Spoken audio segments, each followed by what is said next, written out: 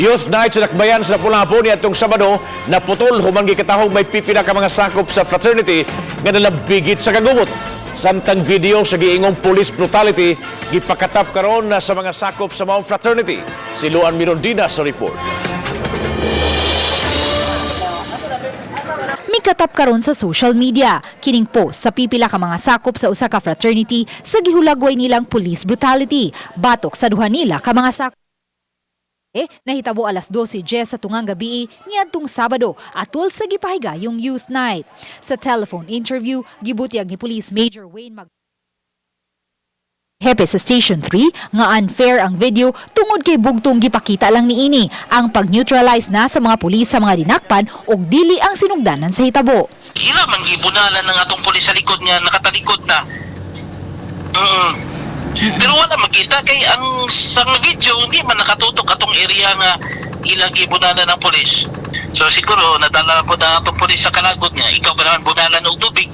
Kato na murag nagkagubot na ila nag-i-aresto katong duwa ka akro.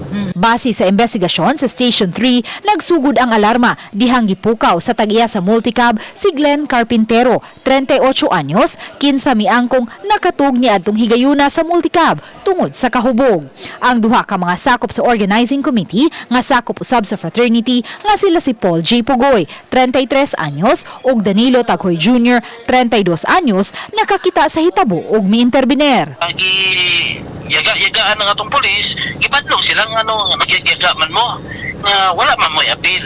Pulis ni namin gialarmahan.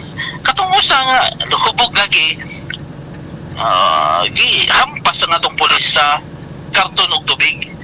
Pero wala lagi makita sa video pod. Katug mo ato ma'am.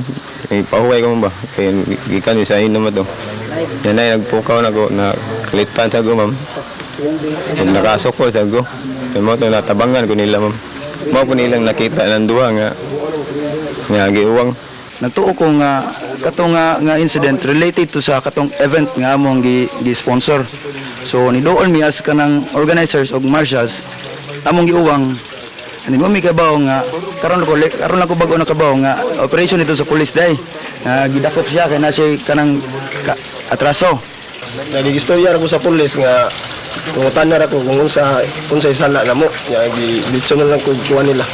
Nahisgutan usab sa post sa mga frat members ang salapi nga dala ni Pugoy nga 50,000 pesos apan nahimo na lang 12,000 pesos. Apan mismong si Pugoy nagdumili pagkonfirmar niini. Nasa kong ba gikeep na mo pero dagan ko before wa pa to natin itabo. Dagan na mo ko gibang bayaran, nagbayad na ko sa catering, nagbayad na ko sa mga kuan-kuan. So I don't know kung kompleto ba ang kwarta basta pag-account sa kwarta nga to sa Season 3. 2,500 ang naihap nila sa kung sawa nga cash. Karong adlaw, girilibuhan na ang duha ka mga sakop sa Station 3 nga nakita sa video nga mikulata sa frat member. Gitataw hinuon ni Lapu-Lapu City Police Office Director, Police Colonel Clarito Baha nga mopahigayon sila og linahing investigasyon sa hitabo. Akong gidirect na akong chief investigator to conduct thorough investigation regarding this. Uban ni June Solon, Luan Mirondina, Balitang Besdak.